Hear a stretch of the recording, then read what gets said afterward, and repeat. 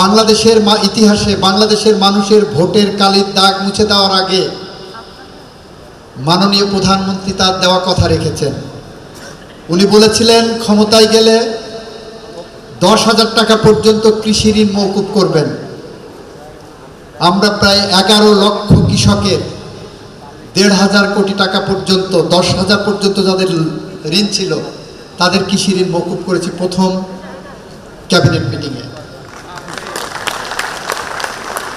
আমরা ফ্যামিলি কার্ডের pilot project চালু করে প্রথম দিনেই 38,000 ফ্যামিলি কার্ড ইস্যু করেছি।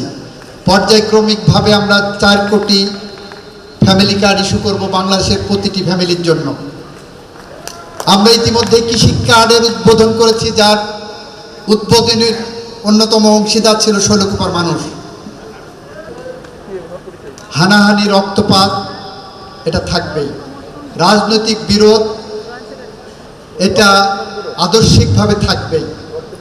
এই স্টেজে যারা বসে আছেন তাদের অধিকাংশের সাথে আমার রাজনৈতিক বিরোধ আছে, তাদের অধিকাংশের সাথে আমি রাজনৈতিকভাবে একমত নই, কিন্তু আমাদের চিন্তার ঐক্য,